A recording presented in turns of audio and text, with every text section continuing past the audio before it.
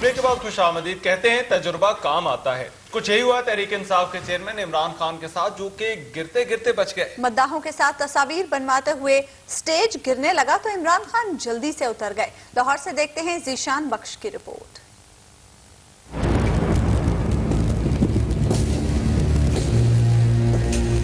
لاہور میں منعقدہ ایک تقریب کے دوران لوگ تحریک انصاف کے چیئرمین عمران خان کے ساتھ تصویر بنوا رہے تھے کہ وزن زیادہ ہونے کے باعث سٹیج کی سامنے والی ایک میز ٹوٹ گئی، جس سے عمران خان کو جھٹکا لگا اور وہ گرتے گرتے بچ گئے. میز کے ٹوٹتے ہی عمران خان سٹیج سے نیچے اتر آئے. اس دوران تقریب کے منتظمین میں کھلبلی مچ گئی. خان صاحب بالکل ٹھیک ہیں اور ان کو جلدی میں ان کے کزن کی ڈیتھ ہوئی ہے ابھی 2 گھنٹے پہلے، فرسٹ کزن کی.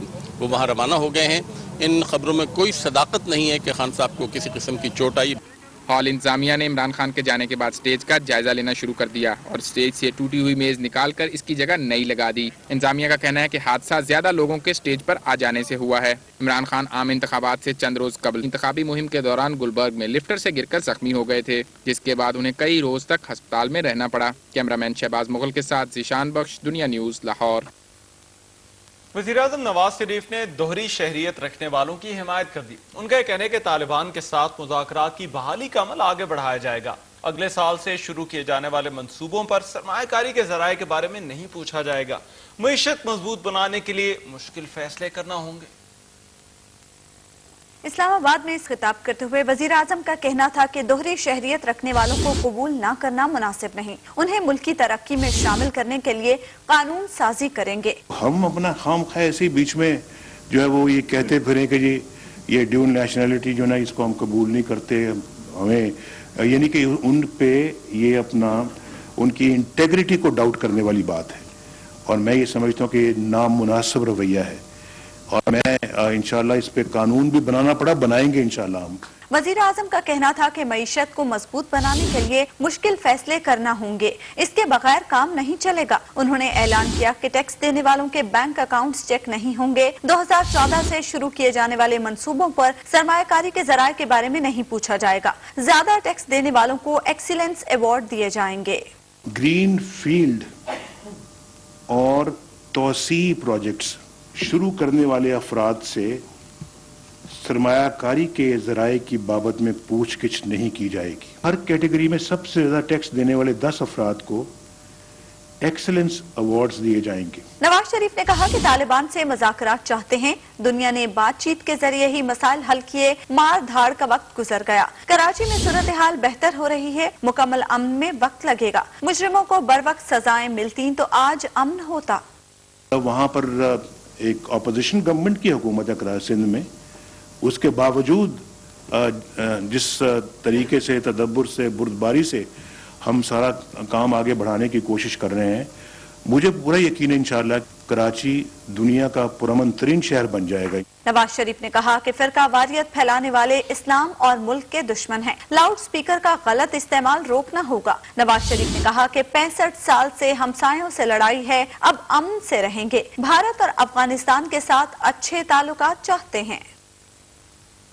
وزیر اعظم نے 1 جنوری 2014 سے سرمایہ کاری کرنے والوں کے لیے مراد اور ٹیکس میں رعایت کا اعلان کیا ہے. سرمایہ کاری کی کم سے کم حد 2.5 کروڑ روپے ہوگی. اسلام آباد سے دیکھتے ہیں شکیل احمد کی report.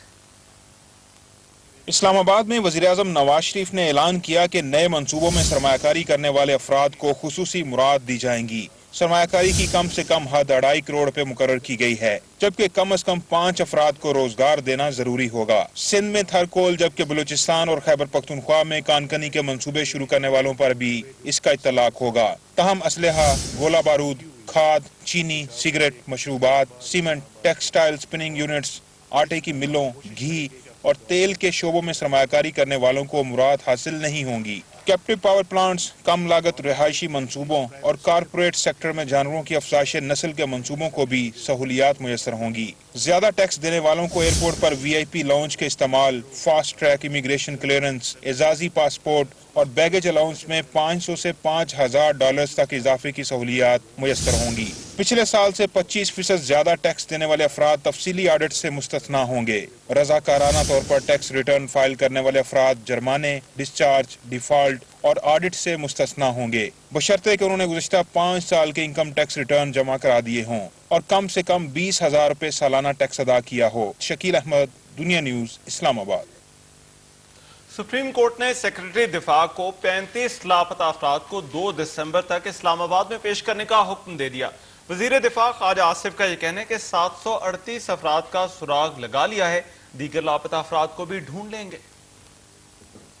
Supreme court Karachi registry में लापता अफराद के मुकदमे की समाअत के दौरान चीफ जस्टिस इफ्तिखार मोहम्मद चौधरी ने वजीर दिफा को मुखातिब करते हुए कहा, ख्वाजा साहब मुबारक हो, आप वजीर दिफा बन गए। ख्वाजा आसिफ ने जवाब दिया कि आपने पेशगोई की थी और मैं वजीर दिफा बन गया। ख्वाजा आसिफ ने अदालत को बताया कि GHQ वाले लापता होने वाले यासीन शाह की मौजूदगी से इनकारी हैं। चीफ जस्टिस ने रिमार्क्स किए कि ख्वाजा साहब ऐसा ना करें, कल बंदे लेकर आएं या हमें बता दें कि बंदे कहाँ हैं। चीफ जस्टिस का कहना था कि 35 लोगों को सूबेदार अमानुल्लाह बेग लेकर गया था, हम सबको बुलाएंगे, चाहे उनके सरबराह को भी क्यों ना बुलाना पड़े। FC अफसरों की अदम मौजूदगी पर अदालत ने बरहमी का इजहार किया। चीफ जस्टिस का कहना था कि FC ने बलोचिस्तान में मतवाजी हुकूमत कायम कर रखी है। ख्वाजा आसिफ ने अदालत से दरख्वास्त की कि उन्हें पीर या मंगल तक वक्त दिया जाए। चीफ जस्टिस ने कहा कि आप सेक्रेटरी दिफा से हलफ ले दें कि 2 दिसंबर को बंदे पेश कर देंगे। केस की समाअत के बाद मीडिया से बातचीत करते हुए ख्वाजा आसिफ का कहना था कि लापता अफराद का सुराग लगाना